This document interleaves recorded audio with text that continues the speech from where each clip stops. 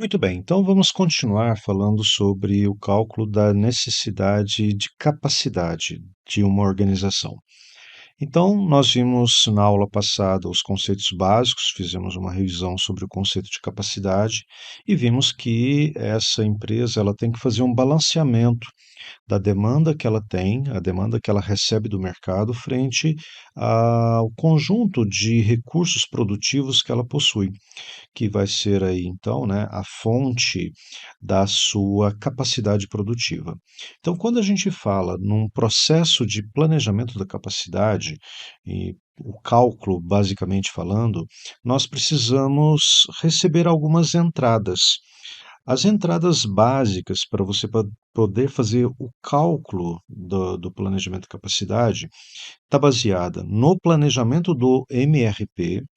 Então, nós vamos lá no cálculo de necessidades de materiais e também no PMP, e nós vamos buscar quanto nós vamos produzir, quais são a quantidade de unidades que nós temos que produzir em um determinado período de tempo. Se a empresa trabalha com um sistema de ordens, nós vamos ter que buscar no arquivo de ordens abertas quais as ordens de produção que estão planejadas. No nosso exemplo, nós não vamos abordar essa questão de ordens abertas, nós vamos trabalhar basicamente com o cálculo de necessidade de materiais. E nós vamos ter que buscar o plano de capacidade. O que que é o plano de capacidade? É o perfil das minhas máquinas, quantos dias eu tenho disponíveis, quantos turnos eu vou realizar, quantas pessoas estão trabalhando ali naquele conjunto de máquinas. Então, eu vou pegar todos esses elementos e vou fazer o balanceamento. Eu vou fazer ali a junção dessas informações do que é necessário com o que eu tenho disponível, e aí eu vou encontrar o que nós vamos chamar de perfil de carga do sistema produtivo. Esse perfil de carga, ele vai me dar se eu tenho ociosidade ou se eu tenho uma sobrecarga no meu processo produtivo. Então, aqui, basicamente, o que a gente vai analisar é uma coisa parecida com esse que aqui nós temos representado de uma maneira gráfica, que nós podemos, é até mais fácil de visualizar, mas antes de chegar nessa parte gráfica, nós vamos realizar os cálculos. Então, aqui, basicamente, só para a gente entender, se nós estivéssemos fazendo, por exemplo, o planejamento da capacidade com base em semestres, em base semestral, nós poderíamos ter um gráfico de colunas como esse, onde no eixo X nós temos os semestres e no eixo Y, nós temos tanto a minha capacidade, como também a minha carga. Tá? Então, aqui, olha, isso aqui seria um CRP, né, um cálculo de necessidade de capacidade de um determinado departamento, departamento X, baseado em horas. O que que a gente vai perceber? Olha só. A minha capacidade, se vocês forem observar, ela está ali naquela linha pontilhada. Então, nós temos ali, por exemplo, algo em torno de 35, né, de capacidade, 35 horas, e nas barras nós temos o que é demandado. Então, olha lá, primeiro semestre, totalmente à vontade, né? Depois vai subindo, né? No semestre um nós já temos já um pouco mais de quantidade de itens a serem atendidos, mas que ainda está muito distante da minha capacidade. O semestre 2 já se aproxima mais, mas no semestre 3 o que que a gente vai perceber? Que a demanda por produtos da minha empresa, que vai consequentemente ocupar a minha capacidade produtiva, estourou. Ou seja, eu tenho mais demanda do que eu tenho de capacidade. No semestre 4, já voltaria ao normal. Eu já teria ali um bom nível de ociosidade. E esse é que é o ponto. Quando a gente olha, né, essa situação, ali nós teríamos que tomar uma decisão. Como que eu vou fazer? Como eu vou proceder para que eu consiga atender a esse estouro de capacidade? Bom, nós poderíamos aqui, por exemplo, visto que temos nos semestres anteriores uma ociosidade, eu posso antecipar aquela necessidade, ocupando as ociosidades do semestre zero, que seria o semestre atual, o semestre um, que seria o próximo semestre, o semestre 2, entendeu? E aí eu consigo amortecer, eu consigo aliviar. Mas para isso eu vou ter que trabalhar com estoques, né? Porque mesmo produzindo nos semestres anteriores, a demanda ela só vai acontecer no semestre 3, que é mais ou menos o que acontece quando a gente observa, por exemplo, a fabricação de ovos de Páscoa. Se eles fossem deixar a produção de ovos de Páscoa coincidentemente com a demanda, com o momento que a demanda ocorre, não daria. Então, o que que eles fazem? Eles começam a produzir meses anteriores, nos meses anteriores, para que quando chegar no momento da demanda, o produto esteja pronto. Mas para isso eles têm que pagar um preço, eles têm que pagar o preço do estoque.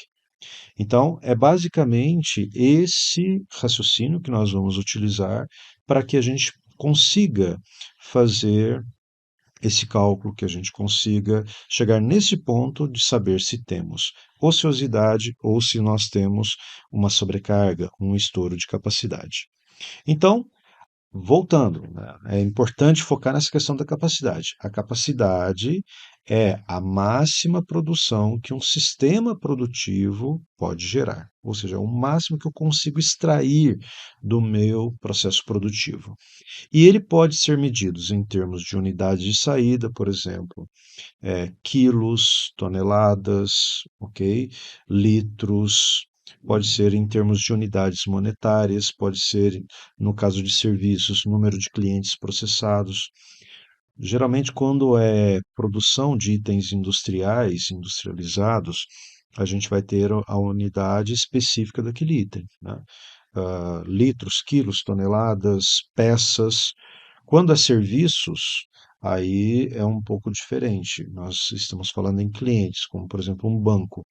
Um caixa, ele consegue atender X clientes por hora.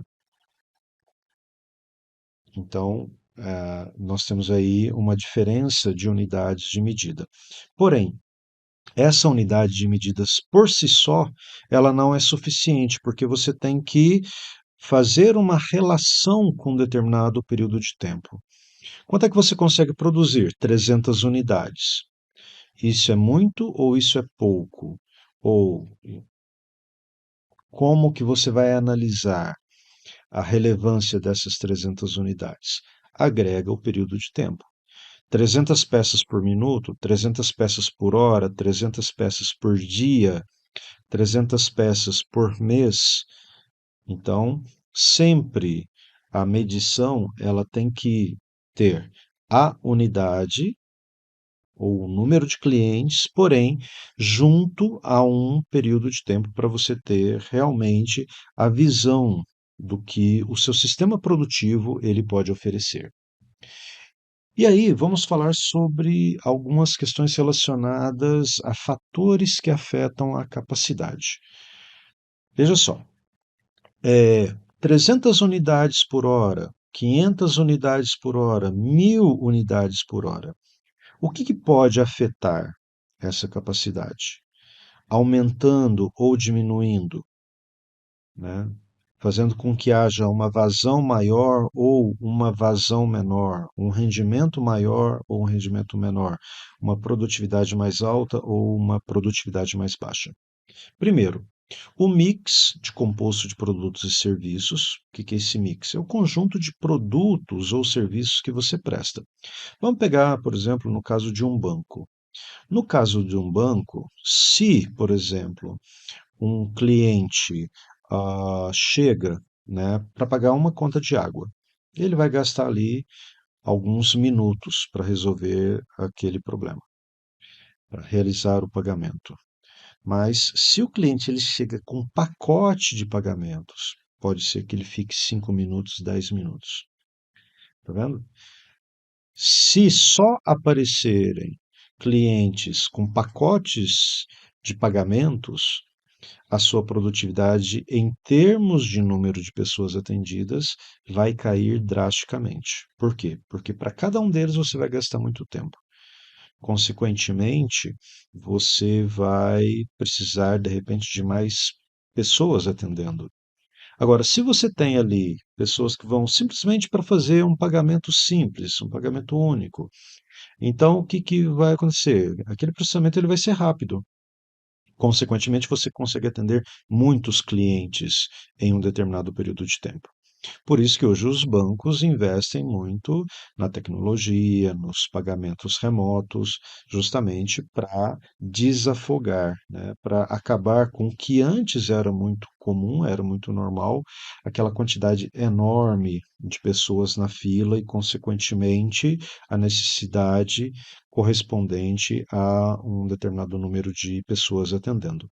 Quando a gente fala em bens industriais, sapatos, chocolate, móveis, etc. e tal, a capacidade ela vai ser afetada também pelo mix de produtos ou serviços. Quer dizer, vamos imaginar uma fabricante de móveis. Se ela vai fabricar uma cadeira, ela de repente vai fabricar várias peças daquela cadeira em um determinado período de tempo. Mas se ela tem que fazer uma estante, pensa na complexidade. Uma estante é muito mais complexo de fazer do que uma cadeira. Então, isso vai requerer mais horas. Consequentemente, a quantidade de estantes produzidas em um determinado período de tempo, em um dia, em uma semana, vai ser muito menor do que as cadeiras, que têm uma produção relativamente mais rápida. Então, vamos dizer assim: quanto mais complexo é o seu produto, mais ele vai demandar em horas produtivas, em recursos de materiais. Quanto mais simples for, mais rápido é o processamento, logo maior é a sua produtividade. E aí a gente já entra no segundo ponto, que é a tecnologia adotada. Quanto mais tecnologia você usa, quanto mais os seus processos eles são automatizados, mais rápido você realiza aquele processo. Consequentemente, maior também vai ser a sua produtividade. Então, por exemplo, hoje você pega indústria automobilística, né? A parte da pintura, por exemplo, é praticamente feita por robôs. Eles têm uma agilidade, um grau de precisão muito grande. Imagina se aqueles robôs fossem, né, substituídos, vamos fazer o processo inverso, nós vamos substituir pela mão de obra humana. Imagina só quanto tempo não se demoraria mais para poder realizar aquele mesmo processo, no mesmo período de tempo. Então, quanto mais tecnologia, quanto mais automação eu coloco, maior é a minha produtividade, consequentemente, a minha capacidade produtiva ela aumenta bastante. Uma outra coisa que influi bastante é o tamanho das instalações. Então, quanto maior for a minha instalação produtiva, mais espaço eu tenho para trabalhar, mais espaço eu tenho para movimentar, mais espaço eu tenho, de repente, para colocar maiores máquinas e equipamentos. Então, isso tudo também vai impactar na minha capacidade produtiva. E, por fim, mas não menos importante, nós temos a questão dos recursos alocados. São os recursos que eu vou direcionar para aquele processo produtivo. E aqui, basicamente, eu tenho dois recursos produtivos que vão interferir muito na minha produção, que são as máquinas que eu tenho disponíveis e as pessoas que eu tenho disponíveis. As máquinas, principalmente em processos automatizados, como nós falamos agora há pouco, elas são fundamentais. Porque quanto mais máquina eu tenho, tá, mais eu consigo produzir. Quanto mais máquinas disponíveis, maior é a minha capacidade produtiva. Agora, se o meu processo ele é muito intensivo em mão de obra, como por exemplo ainda em alguns setores da agricultura, né, colheita de alho, né, plantio de determinadas hortaliças que não podem ser automatizados, quanto mais pessoas eu tenho, mais capacidade produtiva eu tenho. Então, é sempre nesse sentido. Quanto mais intensivo em tecnologia, quanto mais máquinas eu tiver, maior é a minha capacidade.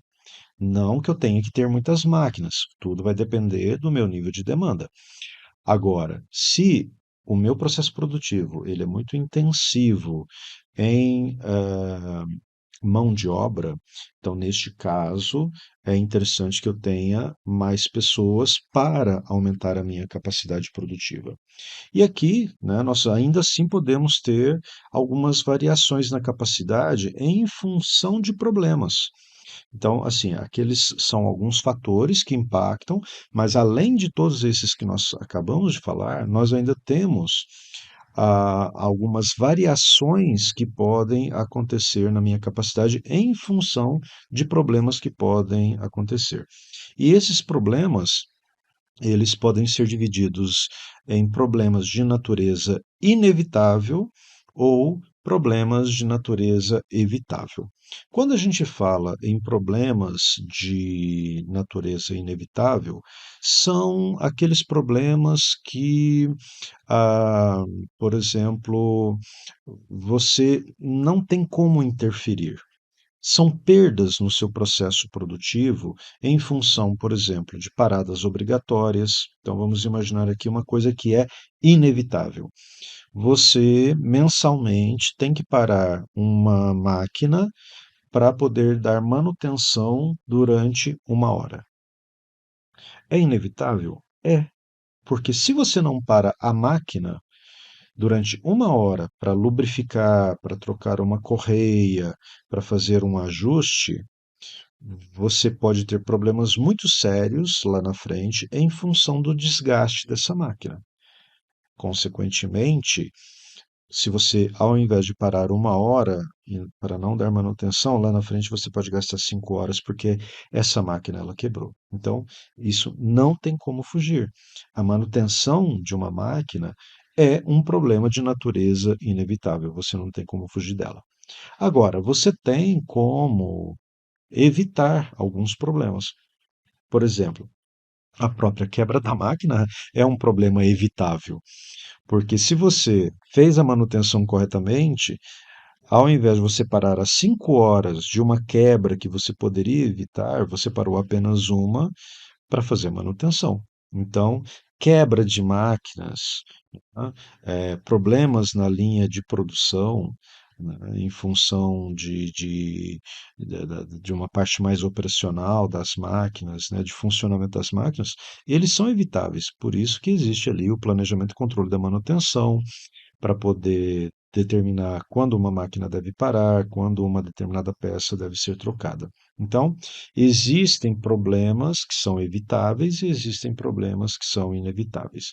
O fato é que, quando você junta esses problemas e você estabelece um perfil, você mede ali um perfil de quantas horas mais ou menos você gasta com cada um deles, você vai perceber que você consegue chegar num perfil da sua real capacidade. Por quê? Se você tem, por exemplo, olha, teoricamente eu consigo produzir 1.000 peças por mês, mas se isso tudo estiver funcionando redondinho, se eu não tiver problema de qualquer natureza. Ah, mas nós temos alguns problemas que são inevitáveis. Ah, é mesmo? O que é? Ah, nós temos que parar a máquina para poder fazer manutenção. Ah, tá bom, isso vai diminuir em quanto a minha capacidade? Ah, nós vamos perder 50 unidades da sua capacidade total, né, da sua disponibilidade teórica. Ah, ok, então eu vou ter que me acostumar que eu só vou produzir então 950 e não vou produzir as 1.000.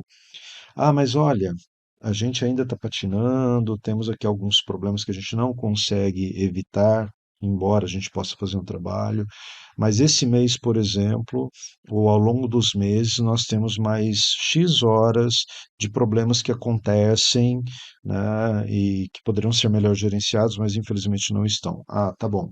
Isso representa quanto? Ah, representa mais 50 unidades. Então percebam, de 1.000 unidades eu caí para 950 devido aos problemas de natureza inevitável, e agora eu acabo de cair mais 50 por causa de outros problemas que acontecem na linha de produção. Então, por exemplo, não adianta eu jogar 1.000 unidades por mês, porque eu não consigo fazer isso. Porque existem uma série de fatores que ainda afetam o meu processo produtivo e que fazem com que eu tenha uma perda de capacidade de produção. Então, tudo isso tem que ser medido. Então, nós temos que pegar todas essas variáveis e colocá-las dentro do nosso cálculo de necessidade. Então, aqui, só para a gente refletir, nós temos então o que nós chamamos de capacidade teórica e nós temos aquilo que nós chamamos de capacidade efetiva. Vamos dizer o seguinte, que a capacidade teórica é como se eu não tivesse problema algum, né? Então, olha só, não tenho que parar, os meus funcionários sempre trabalham a um determinado ritmo, a máquina trabalha a um determinado ritmo, ah, não tem qualquer tipo de problema na minha linha de produção. Ok, então eu consigo extrair uma determinada quantidade do meu sistema. Então, a capacidade teórica é a saída teórica, quer dizer, está só na teoria, que pode ser obtida se um processo está operando com velocidade total, sem interrupções, sem exceções ou sem qualquer tipo de parada produtiva. O que geralmente não acontece. Nós sempre temos algum tipo de perda, o que nos leva à capacidade efetiva. A capacidade efetiva leva em conta a eficiência com que um produto ou cliente pode ser processado e a utilização do número de horas programado. Então, aqui eu já elimino as minhas paradas e aí eu vou ter um grau específico de eficiência, tá? Que é quanto realmente eu consigo extrair do sistema. Então, aqui nós podemos dizer, e aí daqui a pouco nós vamos ver isso em outra aula através de um exemplo, que a minha capacidade efetiva, vamos pôr em horas, tá? Seria o quê? O tempo que eu tenho disponível, por exemplo, o número de dias em um mês, o número de máquinas ou trabalhadores que eu tenho à minha disposição, multiplicado pelo número de horas que eu vou trabalhar em cada turno e multiplicado pelo número de turnos. Então vamos supor, olha, até aqui. Eu tenho 20 dias no mês, eu tenho duas máquinas, eu tenho um trabalho em turnos de 8 horas e eu tenho um turno de trabalho por dia. Então vamos supor, eu vou pegar 20 dias, multiplicar por duas máquinas e vou multiplicar por 8 horas de trabalho e vou multiplicar por um turno de trabalho. Isso vai me dar a minha capacidade teórica. Porém, aí nós vamos nas duas últimas variáveis, que é o percentual de utilização e o percentual de eficiência. Esses dois últimos itens, eles vão diminuir a minha capacidade. Por quê? Olha só, qual é o conceito de percentual de utilização? É o percentual de tempo disponível trabalhado, né? Então, quando a gente olha ali os intervalos para lanche, tempo de setup, que é o tempo de preparação de máquinas, o tempo de manutenção programada, que foram aquelas manutenções que nós falamos agora há pouco, que nós não temos como fugir delas, elas têm que ser realizadas para que a máquina funcione a contento. Então, essas atividades que na maior parte do tempo são programadas, eu consigo determinar a quantidade de hora para lanche, eu consigo determinar a quantidade que eu preciso para fazer ajuste de máquina, eu consigo determinar a minha manutenção programada. Então, quando eu pego essas perdas no processo produtivo, eu chego no meu grau de utilização. Então, olha, dos 100% que eu poderia trabalhar, eu tenho 98% de tempo efetivo trabalhando. Então, essa é a minha taxa de utilização. Agora, eu tenho uma outra taxa, que é a taxa de eficiência, que vai me dizer o quê? Quão bem uma máquina ou trabalhador desempenha a sua atividade comparado com um nível de saída padrão. São baseados em desempenho histórico ou em técnicas de medição de desempenho. Quer dizer, tirando ali ainda essas horas programadas, essas perdas programadas, eu ainda vou ter um determinado desempenho. Por quê? Vamos supor, um funcionário ele não é um robô onde ele produz. O funcionário ele trabalha 10 horas, ele fabrica 10 unidades por hora. sempre 10 unidades por hora. Ele não é um robozinho. Ele tem desgaste físico, ele tem aqueles momentos que ele chega entusiasmado para trabalhar, mas ele tem também aqueles momentos em que ele chega cansado, desmotivado, e aí ao invés de produzir 10, ele vai produzir 8, ou seja, tem quedas, né, naturais no desempenho. E essas quedas, elas são possíveis de ser medidas ao longo do tempo, o que vai nos dar aqui, então, o grau de eficiência. Então, vamos dizer que o grau de eficiência dessa linha produtiva seja de 95%. Então, o que que nós vamos fazer? Nós vamos pegar ali. Agora, vamos multiplicar o tempo em dias pelo número de máquinas ou trabalhadores, pelo número de horas, pelo número de turnos. A gente viu que até aqui a gente chega na nossa capacidade teórica, mas nós vamos multiplicar pelo percentual de utilização e depois vamos multiplicar pelo percentual de eficiência. Quando a gente chegar lá no final desse cálculo, nós vamos ter então a nossa capacidade efetiva determinada, ok? Então, visto tudo isso, nós vamos agora, na próxima aula, fazer um exercício a título de ilustração de tudo isso que nós fizemos, para que a gente possa ver na prática como é que isso acontece, ok? Então, nos vemos na próxima aula, que vai ser muito legal, porque nós vamos usar o Excel para dar vida a todos esses conceitos que nós vimos até agora. Tchau, tchau, até a próxima aula.